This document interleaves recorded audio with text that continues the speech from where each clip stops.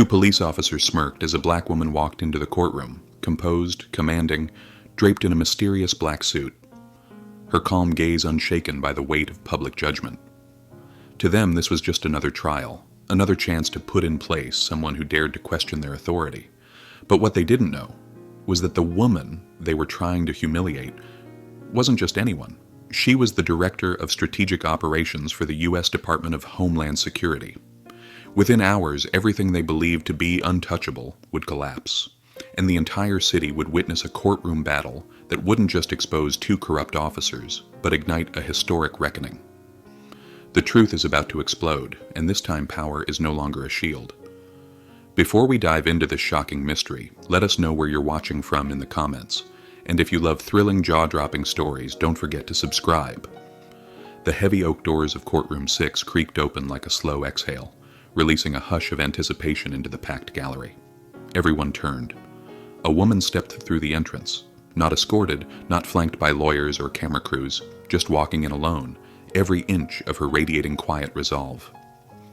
Raven Sinclair, the defendant, moved with the unbothered confidence of someone who had nothing left to prove.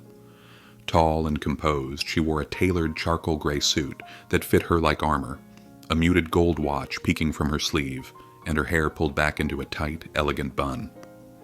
Her eyes scanned the room, not with fear or defiance, but calculation. She saw everything. At the prosecution's table, two uniformed officers leaned back in their chairs with the cocky slouch of men who thought they'd already won. Officer Nathan Briggs, thick-necked and broad-shouldered, smirked as he watched Raven take her seat.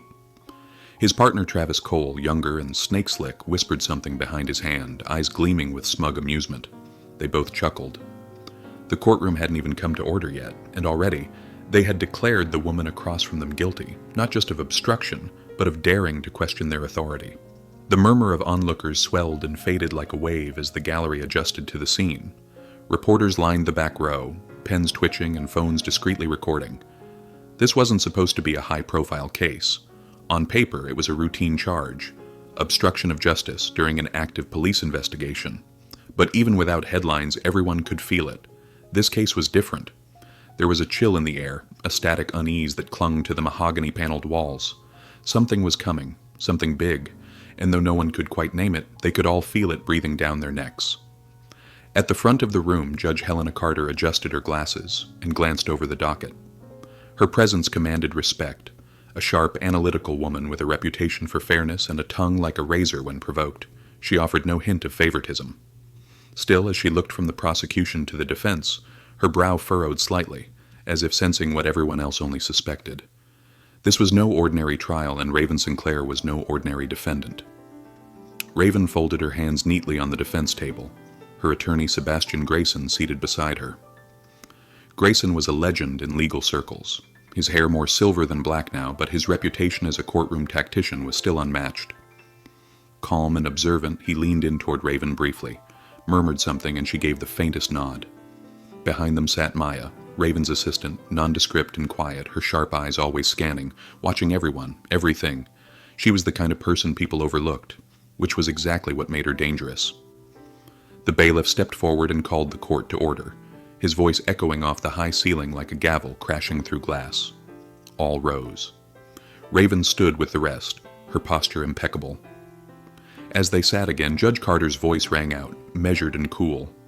Mrs. Sinclair, Mr. Grayson, Officer Briggs, Officer Cole, Counselor Hastings, let's begin. Camille Hastings, the assistant district attorney, stood. Young, ambitious, and impeccably styled, she began her opening statement with crisp authority. Her tone was measured, but underneath it lay a blade of condescension.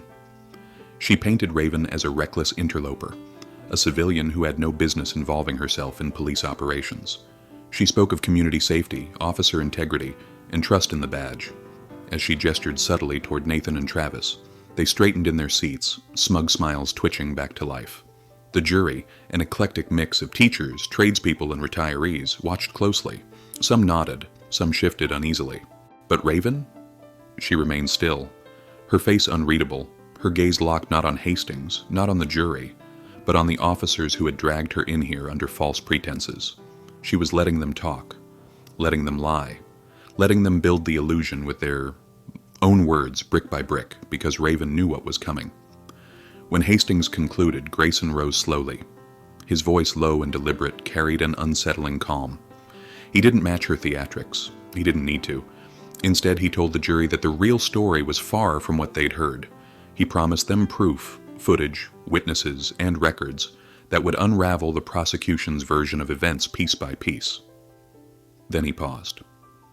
"Some of you may be wondering who my client really is," he said quietly, his eyes sweeping across the room. "I urge you not to jump to conclusions, because before this trial is over, you're going to realize that everything you thought you knew about this case, about her, was wrong."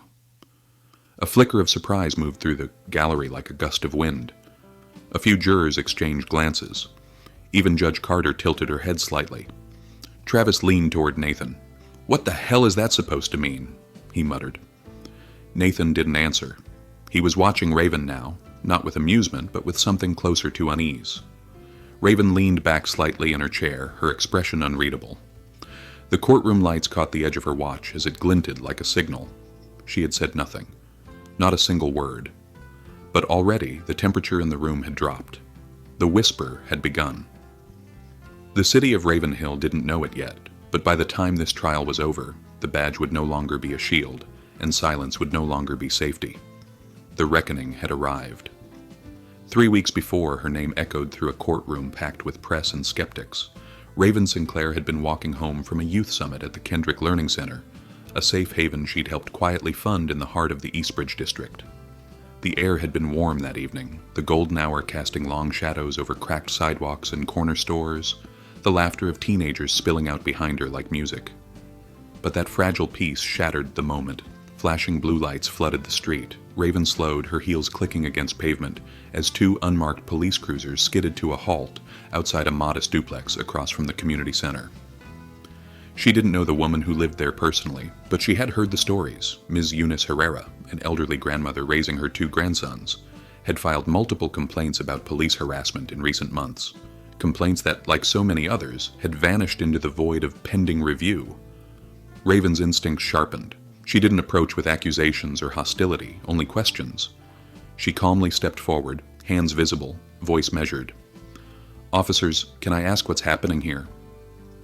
But to Officer Nathan Briggs and Officer Travis Cole, her presence was already a challenge. They saw a black woman standing in the middle of their scene, one they'd likely marked as another faceless, powerless bystander. They didn't see her credentials, didn't recognize the authority hidden behind her civilian clothes. And in their world, where the badge made the rules, questions like Raven's were taken as defiance. According to their eventual report, she interfered, escalated, blocked access. But the truth, as caught by a jittery, half-obscured surveillance camera from across the street, told a different story. Raven hadn't crossed a police line. She hadn't raised her voice. She had simply refused to back down when Nathan barked at her to move along. Travis's hand was on his cuffs within seconds. What followed? A shove against the hood, wrist twisted, her ID snatched without cause, happened in front of stunned teenagers and community members who knew better than to record. The police narrative took shape quickly. Raven Sinclair, an uncooperative agitator, had obstructed officers, during an active narcotics investigation. What narcotics? What operation? Those details remained vague. What wasn't vague was how fast the charges came. One moment Raven was face down on the hood of a cruiser. The next she was fingerprinted in the precinct lobby. Her arresting officers smirking as they filled in their paperwork. In their minds, it was over. A small power play, a woman put in her place. But behind the scenes, things were already unraveling. Sebastian Grayson, the sharp, gray-eyed attorney with a mind like a scalpel, received the call that same night. He didn't need to hear Raven's full story to know something was off. In all his years of taking on police misconduct cases, he'd learned to trust the silences. What reports didn't say often spoke louder than what they did. And in Raven's case, the silence was deafening. No witness interviews, no audio from body cams. Just a rote justification that reeked of lazy cover-up. Sebastian had taken the case on instinct alone, but as Raven told him the full story during their first late-night meeting in his office, he realized he was no longer defending just a person. He was defending a moment, one that might finally pull the mask off a department that had long operated in the shadows. Meanwhile, back in the Westbridge Police Department, the cracks were already showing. A few officers murmured about Briggs and Cole's reputation, how their aggressive tactics had drawn quiet complaints for years, but no one dared challenge them directly, not until now. And in hushed conversations near vending machines and patrol car dashboards, some wondered aloud, who was Raven Sinclair really? Why had internal affairs started pulling old records? Why were federal agents suddenly sniffing around? Back in court, those questions began to ripple outward. Raven's arrest may have seemed routine, but as Sebastian prepared to peel back each lie, he knew the stakes had changed. This wasn't just about false arrest anymore. This was about an institution built to protect itself. 2 officers, too comfortable in their impunity, and a woman who had every reason to walk away, but chose instead to fight, not just for herself, but for every voice that had gone unheard in rooms just like this one. And the officers. Nathan and Travis still thought they were in control, still thought no one could touch them. But what they didn't know, what Raven was counting on them not knowing, was that behind her silence was a storm, one they couldn't stop. One that had already begun to crack the very walls they'd hidden behind for years. The fractures were spreading, and judgment was coming. The next morning, the courtroom pulsed with a quiet intensity, like a held breath no one dared release. A soft gray haze filtered through the stained glass windows, as if even the light outside sensed the gravity of what was unraveling within. Assistant District Attorney Camille Hastings strode to the front of the court, with the poise of someone who still believed she held control. Her silk blouse was uncreased, her voice clear, but there was a flicker, brief, nearly imperceptible, in the tightening of her jaw when she glanced toward the defense table. Raven Sinclair sat as she always did, composed, unreadable, but Sebastian Grayson had an edge to him now, a quiet gleam in his eyes like a chess master about to force a checkmate. The defense's first move?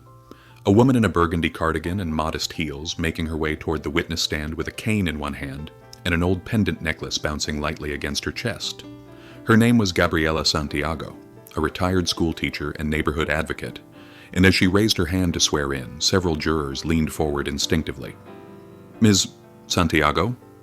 Grayson began gently, standing a respectful distance away. "Were you present on the day Raven Sinclair was arrested?" "I was," she said clearly, her accent smooth and firm like old wood. "I was walking my dog, just like every evening." And just like that, the first tremor shook the prosecution's case. Gabriela recounted what she saw. Raven stepping calmly onto the sidewalk, her hands open, her voice low. She asked why there were so many officers outside Ms. Herrera's house. She didn't shout, didn't curse. She just asked. Gabriela's face tightened, the memory sharpening. They didn't like that. One of them, Officer Cole, I think, stepped into her space, told her to stop acting like she ran the place. The other one, Briggs, said something I won't repeat here, but it was ugly. The gallery stirred. Hastings objected, citing hearsay, but Judge Helena Carter overruled with a cool wave of her hand. "Continue." "They grabbed her," Gabriela said simply, voice trembling just a hair now. Just like that. One moment she was standing, and the next she was bent over the hood like a criminal, and she never even raised her voice. Across the courtroom, Officer Nathan Briggs crossed his arms, shifting in his seat. Travis Cole didn't blink, but his jaw flexed slightly, a muscle twitching near his temple. The cracks were hairline for now, but they were spreading. Grayson moved deliberately, presenting a screen where partial surveillance footage began to roll. It was grainy, black and white, but clear enough to identify Raven's silhouette and the officers approaching her. The footage had no audio, but her body language, calm, composed, stood in stark contrast to the aggression of the officers. She gestured toward the house, took a step back, then suddenly Officer Cole lunged forward, grabbing her wrist. Officer Briggs loomed beside them, hand on his belt. "This," Grayson said, pausing the footage, at the moment Raven was pinned against the cruiser, "is what they called obstruction." He turned to the jury. "Does this look like a threat to you?" Camille Hastings stood quickly, her tone icy. "Obstruction doesn't require aggression. Ms. Sinclair inserted herself into an active investigation. Officers are trained to take control of situations that may escalate. But did it escalate? Grayson countered. Or was it escalated by them? The room was still. Even Judge Carter looked up from her notes. Then came the next blow.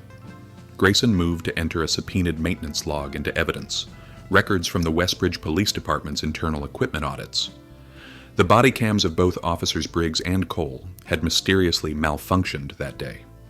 Not one, but both. And not for the first time. Grayson walked the jury through a pattern. 3 prior incidents in which these officers' cameras had failed during confrontations in Black and Latino neighborhoods. No formal investigations ever followed. Coincidence? Grayson asked, arching a brow. Or convenience? A murmur rippled through the jury box. Hastings stiffened. The final twist came quietly. Grayson summoned Maya, Raven's assistant, who passed him a document, an email unearthed from city servers just the night before. A formal complaint had been filed against both officers a year prior, also by an elderly resident, alleging unnecessary force and verbal abuse. The complaint had been labeled unsubstantiated and shelved, but the name of the internal affairs officer who dismissed it? Sergeant Martin Cole, Travis's older brother. The courtroom froze. Even Judge Carter sat straighter in her chair. "You can almost hear the echo," Grayson said softly. Silence after silence, protection layered on protection, until someone like Ms. Sinclair steps in and asks, "Why?" And for that, they call her a criminal. No one dared move. The first real crack had split wide open, and behind it the whole structure was beginning to tremble. By the 3rd day of trial, the tone inside the courtroom had shifted from confident procedure to something tighter, more anxious, like everyone sensed the floor might soon give way. The prosecution, once so assured in their narrative of control, was faltering under the weight of inconvenient truths. And Sebastian Grayson? He hadn't raised his voice once. He didn't need to. Each calculated move was peeling back the layers of the Westbridge Police Department like old wallpaper, revealing mold underneath. The day's proceedings began quietly enough, with Judge Helena Carter warning against theatrics. But even her tempered tone couldn't suppress the undercurrent of anticipation. Everyone in the room knew that something was about to break, and it did the moment Sergeant Javier Dominguez was called to the stand. There was a stillness to Dominguez as he took his oath, the kind that made you lean in without realizing. A veteran officer with a clean record and no flair for drama, Dominguez wasn't known for taking sides.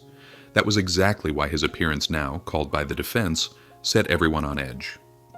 Hastings glanced toward officers Nathan Briggs and Travis Cole, both suddenly very still, their eyes fixed on the man who had once shared a locker room with them, and who now might burn it all down. "Sergeant Dominguez," Grayson began evenly. "You were on duty the evening Ms. Sinclair was arrested." "Yes," Dominguez replied, his voice low but resolute. "I arrived just after backup was called." "What did you see?" Dominguez hesitated. Not from fear, more like someone weighing whether this was finally the moment to tell the truth. "Ms. Sinclair was in the back of a patrol car. She looked shaken, and the officers, Briggs and Cole, were standing nearby, laughing." "Did you ask about the body camera footage?" Grayson asked. "I did. It's standard after any physical interaction. They both told me their cameras had malfunctioned." "And did that strike you as unusual?" A pause. Then, "Yes. Extremely." A rustle of whispers filled the gallery. Judge Carter raised her hand for silence, but her eyes never left Dominguez. She, too, was listening closely now, not as a judge, but as a woman trying to assess whether the system she'd sworn to uphold had been compromised beyond repair. Grayson stepped closer, his voice sharpening. "Have you ever witnessed either officer use inappropriate language or excessive force?" Dominguez looked at his former colleagues. Briggs clenched his jaw. Cole sat motionless, a single bead of sweat inching down his temple. "Yes," Dominguez said quietly. "More than once." "Explain." Dominguez shifted in his seat. "There was a traffic stop 2 years ago. Young black man, maybe 20, asked why he was pulled over. Travis Cole slammed him into the hood before he finished his sentence, called him mouthy. Briggs joked later that the kid learned his place. I reported it." And what happened? Nothing. The report disappeared. I was told to focus on real problems. The silence in the courtroom turned into pressure. You could feel it pressing against your ribs. Judge Carter scribbled something in her notes, lips a tight line. In the gallery, Reverend Vanessa, seated with a group of community advocates, closed her eyes briefly. And 2 rows behind her, Ryan, the conservative radio host, whose own teenage son had been stopped without cause 6 months earlier, shifted uncomfortably. Hastings rose with practiced speed. Sergeant Dominguez, are you implying a personal grudge against Officers Briggs and Cole? No, he said calmly. I'm stating facts. My conscience wouldn't let me stay silent. She pressed further, trying to poke holes in his motives. He didn't flinch. Her voice grew clipped, but with each attempt, Dominguez only became more credible. Hastings was losing ground, and everyone in the room could feel it. Then Grayson played his next card. From a folder, he pulled 3 internal affairs reports, ones the court had only just approved for use. All involved complaints against Briggs and Cole. All had been labeled unsubstantiated. But in the margins, handwritten notes told a different story. Phrases like lack of evidence, officer's word against civilian, not worth pursuing. And one file, dated nearly a year ago, contained a barely legible line. Refer to chief's discretion. No further action. Grayson turned toward the jury. These are not isolated failures. This is a system designed to protect itself at any cost, even if that cost is justice. He let the words hang in the air. He didn't look at the officers. He didn't need to. From the gallery, a quiet murmur swelled. Hastings tried to object, but Judge Carter silenced her with a look. And then, almost as an aftershock, Grayson added, "There's one more witness. And when you hear from them, you'll understand why Ms. Sinclair was never the threat in this story. She was the witness they tried to silence." Nathan Briggs shifted again, his knee bouncing now, and Cole was chewing the inside of his cheek. They knew what was coming. The rot had been unearthed, and it reeked. By the time the sun rose on the 4th day of the trial, Ravenhill was no longer just a city watching a courtroom drama unfold. It had become a powder keg. The sidewalk outside the courthouse was jammed with protesters, journalists, counter-protesters, and people who had never attended a trial in their lives but knew instinctively that this one mattered. Hand-painted signs bobbed above the crowd, like buoys in choppy water. Justice for Raven. Who polices the police? No more shadows. Across from them, a handful of flag-waving defenders of law enforcement stood with stiff backs and clenched jaws, their chants of "support the badge" clashing with the voices crying for reform. Police barricades divided the crowd, but the tension was leaking through anyway, into alleyways, onto social media, into coffee shop conversations and whispered warnings. The city wasn't just watching the trial anymore. It was becoming part of it. Inside the courtroom, the atmosphere was equally fraught. You could feel the shift in the way the jury walked in, slower, heavier, their expressions no longer blank slates, but mirrors reflecting the gravity of what they'd witnessed. Judge Helena Carter remained composed at the bench, but even she seemed more alert now, eyes sharp as scalpels, pen tapping absently against her notebook. Raven Sinclair, still in her reserved corner of the courtroom, sat with the grace of someone who had grown accustomed to carrying the weight of public expectation. Her shoulders didn't slump, her hands didn't tremble, but Maya, seated just behind her, noticed how Raven's eyes lingered on the gallery a little longer than usual. Out there, change was already rippling, and she wasn't sure if it was going to lift the city or drown it. The gallery itself had transformed.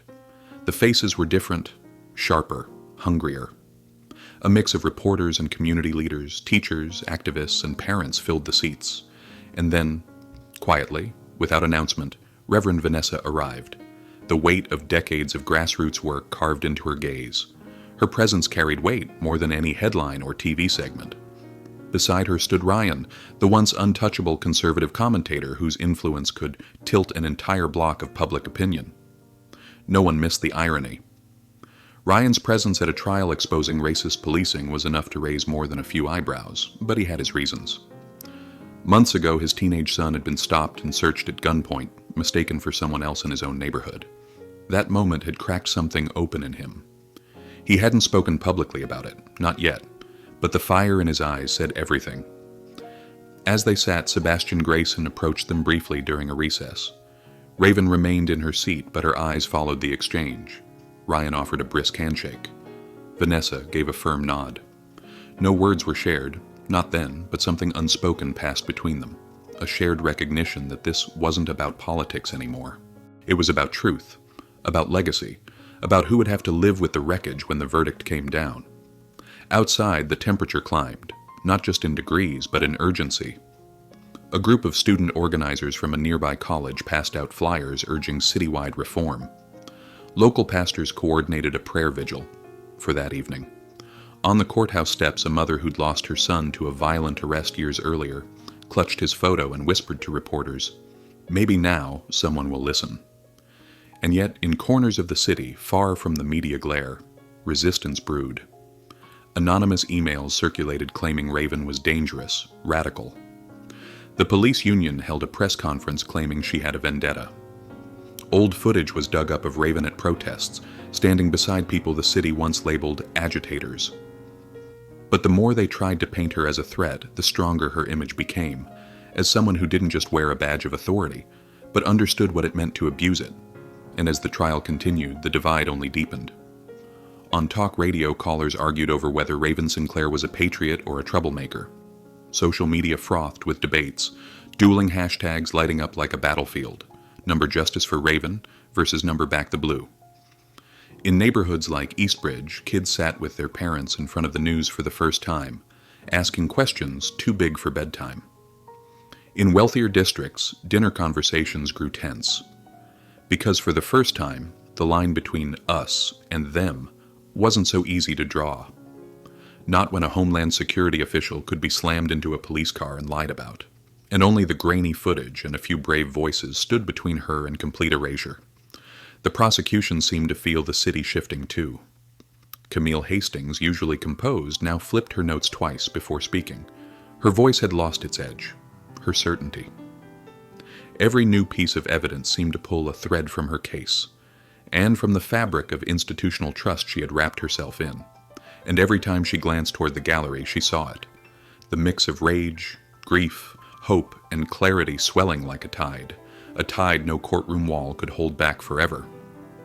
What had started as a simple obstruction charge was now a reckoning, echoing through streets, homes, and hearts. Westbridge was no longer just witnessing a trial.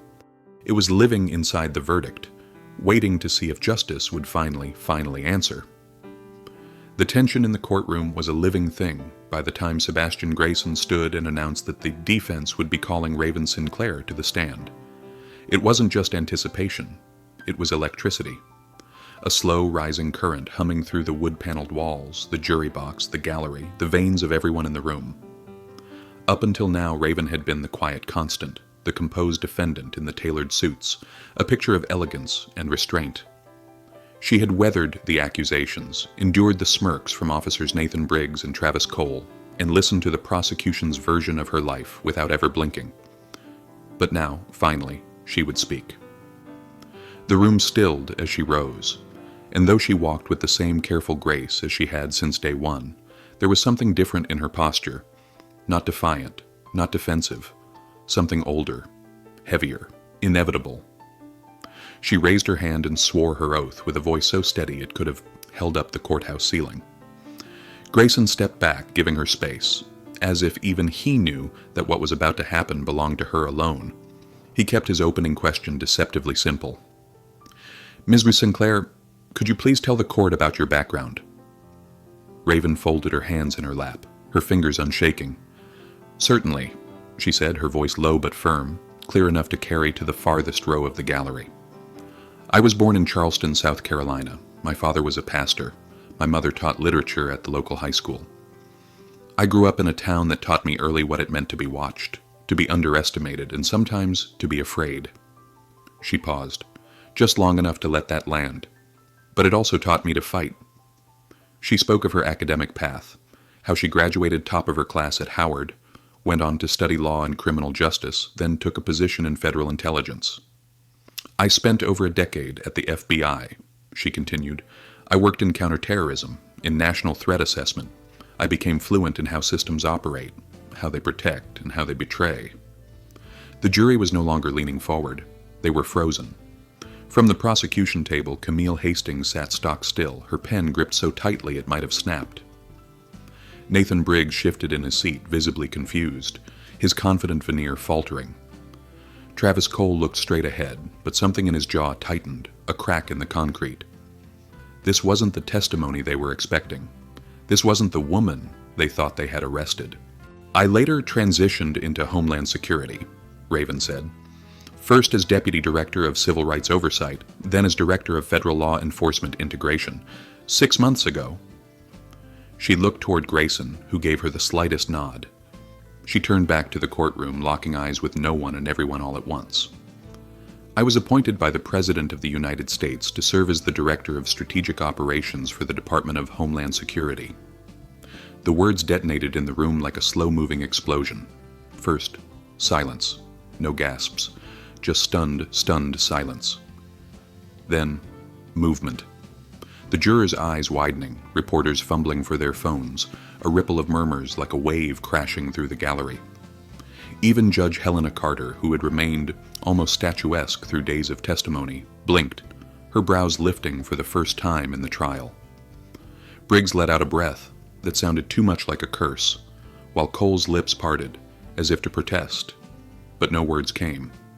The two men who had once mocked her, pinned her, laughed as she was cuffed, now sat pale-faced, their arrogance shattered like glass under the weight of truth.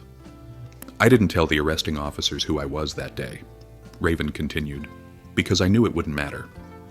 I've worked on cases where civilians with nothing to their name were brutalized, discredited, or disappeared into paperwork because someone behind a badge decided their voice didn't count.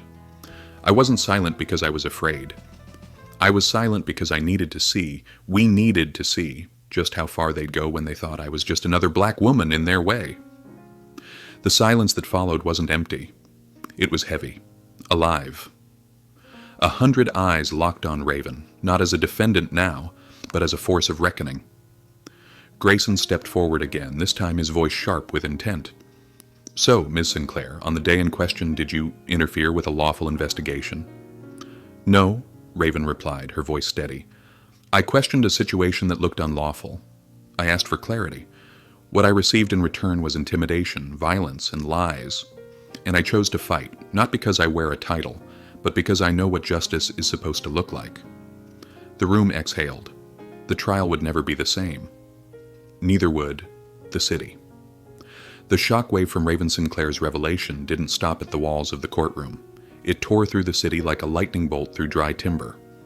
Within hours, the video clip of her testimony was everywhere. News anchors scrambled to adjust their narratives. "Homeland Security Chief arrested by local officers in racially charged encounter," one banner read. Another, "Power, Prejudice, and the Woman Who Refused to Bow." Social media exploded with hashtags like "Beak Raven," "Revealed," "Your Justice in Uniform," and a badge not shield trending nationwide. On local talk radio, hosts who had once mocked the case as political theater now tread carefully. Some spun conspiracy, others expressed public shame. But across Westbridge, and far beyond, one thing was undeniable. The story had changed. Permanently. Inside the courtroom, the aftermath of that revelation was unfolding in real time. Officers Nathan Briggs and Travis Cole looked like men drowning in their own bravado, stripped of the protection they'd once taken for granted. Briggs sat rigid, face slack, sweat beading at his temple. Cole's hands twitched beneath the table, his composure shattered. Even Ada Camille Hastings, once so confident, appeared shaken. She had spent the better part of the trial crafting a narrative of a belligerent civilian interfering with professional officers. Now that illusion lay in ruins, buried beneath Raven's irrefutable authority and the mounting evidence of misconduct. Grayson capitalized on the moment with the precision of a veteran surgeon. Each cross-examination was a scalpel, slicing deeper into the prosecution's crumbling case. When Briggs returned to the stand the following day, the man who had once smirked at Raven now flinched under every question. "You claimed she threatened federal retaliation," Grayson said, circling the defense table like a predator. "Were you aware she had the power to make good on that threat?" Briggs stammered, then admitted he hadn't even bothered to ask for identification. "Why?" Grayson pressed. Did you assume someone like her couldn't possibly be someone that important? In the jury box, a woman in her 40s, once indifferent, now visibly engaged, shifted uncomfortably. The question lingered, unspoken but potent. The prosecution tried desperately to pivot. Hastings called character witnesses, former colleagues of Briggs and Cole, all describing them as dedicated and misunderstood. But the defense countered with digital footprints, emails riddled with complaints, crude text messages, even a meme sent by Cole to fellow officers mocking community watchdogs, with a racially charged caricature that made the jury visibly recoil. It wasn't just misconduct anymore. It was a pattern, a culture, a system that had protected its own at the expense of truth. Then came the final unraveling. A court-ordered release of internal affairs records revealed a disturbing truth. Over the past 6 years, more than 20 misconduct complaints had been filed against Briggs and Cole. Excessive force, racial profiling, intimidation tactics. Almost every case had been dismissed as unsubstantiated, many of them by the same internal reviewer. But in the margins of one file, the initials TC Travis Cole appeared beside a notation suggesting he had seen the complaint before the review had even been completed. Gasps rippled through the room. Judge Helena Carter, who had remained tightly composed through days of revelation, allowed her pen to rest mid-sentence. Her eyes narrowed, not just at the officers, but at the larger machine they represented. From that point forward, the defense barely needed to speak. Every word Hastings uttered landed with less weight than the silence that followed it. Raven didn't gloat. Well, she didn't need to. Her truth had spoken louder than outrage ever could. She watched as the men who had mocked her in handcuffs now sat as defendants in all but name, their badges more liability than shield. In the hallways, reporters whispered in clusters. DHS had announced a formal federal review of the Westbridge Police Department, citing possible civil rights violations. Whispers grew louder. The mayor was distancing himself. The police chief had gone silent. Heads were going to roll. Community leaders demanded a purge of leadership. Protesters outside the courthouse now held signs with Raven's face next to the words, "You messed with the wrong one." And still Raven remained composed. Not vindictive, not smug, just steady. Because she knew the collapse of lies was only half the story. What mattered next was what would rise in the wreckage. The final day of the trial began, not with an explosion, but with a stillness so thick it felt like the courtroom itself was holding its breath. The chatter that usually preceded the judge's arrival had vanished. Even the rustling of paper, the tap of pens, the occasional cough, gone. In their place was something weightier, expectation. It had been days since Raven Sinclair revealed her true identity, and the aftershock still rippled through the building, through the city. Officers Nathan Briggs and Travis Cole now sat in the courtroom not as men sure of their victory, but as relics of a collapsing regime. Their once pristine uniforms hung stiffly on hunched shoulders, their eyes hollow with the realization that no lie could be spun fast enough to reverse what was coming. Judge Helena Carter entered, her expression unreadable, though those who had followed her career closely might have noticed a shift, a stiffness in the jaw. A longer pause before she addressed the court. It was the look of a woman who had seen something that could not be unseen. "Is the defense ready to proceed with closing?" she asked. Sebastian Grayson stood slowly, methodically, as though every movement carried weight. When he spoke, it wasn't with flourish or fire. It was with something colder, measured, final. "This trial was never about just one arrest," he began, his voice echoing across the silent room. "It was about power. Who has it? Who abuses it? And what happens when those who are supposed to protect us forget that their badge does not grant them immunity, but responsibility?" He gestured to Raven, seated at his side. "My client was handcuffed not because she broke the law, but because she questioned it, because she dared to ask, 'Why is there a SWAT team outside an elderly woman's house?' Because she didn't flinch when 2 officers decided her existence was inconvenient." Grayson turned to the jury, his voice growing firmer. "They called her aggressive. She was calm. They called her defiant. She asked a question. They called her dangerous. She was a federal official, tasked with protecting the rights they trampled on." Camille Hastings, now stripped of her courtroom edge, could only look on. Her rebuttal had been reduced to scattered notes and a brittle defense of procedure.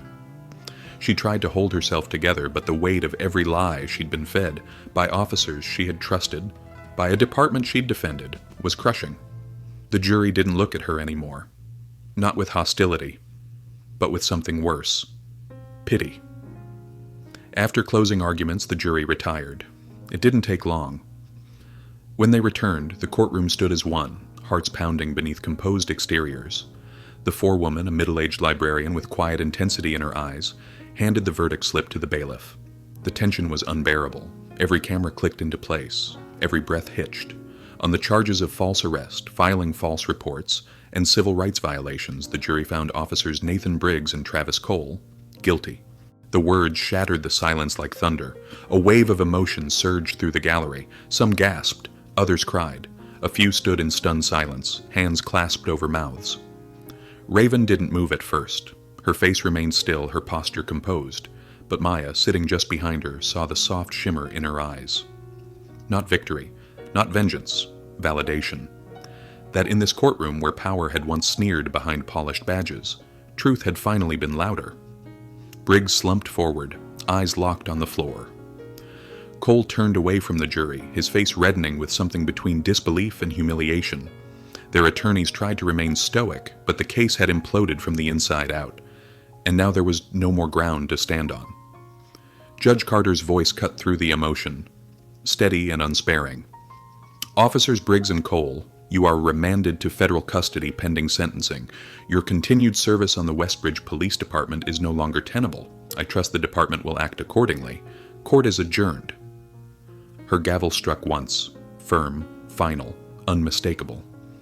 As the courtroom erupted into motion, reporters surging, cameras flashing, spectators embracing, Raven remained still for a beat longer, eyes cast toward the bench. Then she rose, accepted Grayson's silent nod, and turned to face the crowd. Somewhere in the chaos, Reverend Vanessa pressed a hand to her heart, whispering a prayer of thanks. Ryan, standing nearby, gave a solemn nod of respect. This was more than a verdict. It was a reckoning. Not just for two officers, not just for Raven, but for every unheard voice whose pain had been brushed aside, for every complaint dismissed, for every silence that had stretched too long. And though Raven knew this battle was won, she also knew the war was not over. But now, finally, the world was listening. The courtroom was empty now, cleared of jurors, reporters, protesters, and whispers. The echoes had faded, but the impact remained, etched into the air like the aftermath of a storm. Raven Sinclair stood alone beneath the carved seal of the court, gazing at the judge's bench one last time before slipping quietly into the hallway, where the rest of the world still churned. The city outside was still reeling from the verdict. The headlines had barely cooled, but already change was stirring beneath the surface, fragile and uncertain, yet unmistakable. The Westbridge Police Department, once confident in its silence, now faced a federal investigation led by Raven herself. Internal affairs was gutted. Commanders who had buried complaints either resigned or were swiftly reassigned. In their place, interim leadership was brought in under civilian oversight, an unprecedented move that sent shockwaves through law enforcement circles across the state. The city's mayor, once defensive and dismissive, now stood at press conferences flanked by community activists, his tone somber, his words rehearsed, but not quite hollow. We failed. And now we begin to rebuild. But the victory wasn't just in the headlines, it was in the streets. Murals of Raven appeared on brick walls in Eastbridge and South Central, not as a politician or symbol of power, but as a protector, a woman who had refused to stay silent. One showed her standing before a shadowy city skyline, scales of justice in one hand, a broken chain in the other. Another depicted her crouched beside a child holding a sign that read, "I deserve to grow up." The city had found in her not just a hero, but a mirror, reflecting what it looked like when a system cracked and someone reached into the fracture to pull others through. The reforms began quickly, but not without resistance. The police union fought tooth and nail to shield its remaining officers from scrutiny, releasing statements full of veiled threats and patriotism-soaked justifications. But it was too late. The world had seen the footage, heard the testimony, watched the masks fall away. There was no returning to business as usual. Reverend Vanessa took the stage at the first community town hall, holding a candle in one hand and the microphone in the other. "What Raven did," she said, her voice rough with emotion, was what our grandmothers prayed for and what our sons need. She cracked open the door. Now it's on us to keep it open. And the crowd erupted in applause, and beside her, seated in the front row, Ryan nodded silently, his once divisive commentary now replaced with genuine advocacy. In his columns, he no longer wrote about law and order. He wrote about honor and accountability, about what it meant to truly serve and protect. Raven, meanwhile, refused to bask in the spotlight. While the media clamored for national interviews, her days were filled with briefings, legislative drafts, and late-night calls to DHS teams organizing a nationwide task force on police misconduct. She pushed for mandatory body camera audits, for whistleblower protections, and for the creation of a national database of repeat offender officers. She made enemies, but she didn't flinch. Reform, she once told a room of senators, isn't polite. It's not comfortable, it's not tidy, it's disruptive. That's how you know it's working. Still, despite the whirlwind of national change, she made time for the city that had tried to bury her. On a cool spring evening, Raven returned to the Kendrick Learning Center, the place where her arrest had first unfolded. It had changed too. The front steps were now painted with affirmations. The once faded murals were restored with vibrant color. Children played in the courtyard, their laughter carrying into the breeze without fear. And waiting by the entrance stood Ms. Eunice Herrera, the elderly woman whose home had been surrounded that day. She hugged Raven tightly and whispered, "You didn't just save yourself. You saved us." Later, as Raven walked alone through the neighborhood, she passed by a group of teens huddled on a stoop, talking about law school, civil rights, tech startups. One of them pointed at her, eyes wide. "That's her," he whispered. Raven offered a quiet nod, not needing applause, just acknowledgement. A promise kept. By the time she returned to her car, the sky had begun to dim, streaked with the last blush of daylight. She slid into the driver's seat and paused, her hands resting on the wheel, her eyes fixed on the city lights flickering in the distance. There was still so much to fix, so many scars left to heal. But this was a beginning, and beginnings, Raven knew, were never quiet. They roared. In today's world where systemic injustice and abuse of authority still threaten marginalized communities, the story of Raven Sinclair echoes with urgent relevance. Her journey, wrongfully arrested, silenced, and underestimated, mirrors the experiences of countless individuals whose truths are dismissed because of how they look or where they come from. Yet Raven's resilience, her refusal to stay silent, and her strategic use of truth and power remind us that real change is possible when we confront corruption head-on. The lesson is clear. Never underestimate the power of integrity backed by preparation. In an age where misinformation and bias often cloud justice, we must stay vigilant, stand for what's right even when it's uncomfortable, and use our voices, whether loud or quiet, to demand accountability. Because silence, in the face of wrongdoing, isn't neutrality, it's complicity. And like Raven, we all have a role to play in reshaping the systems that govern us. Thanks for watching. If you enjoyed the video, give it a like and comment one if you found the story meaningful. Don't forget to subscribe for more stories like this. See you in the next one.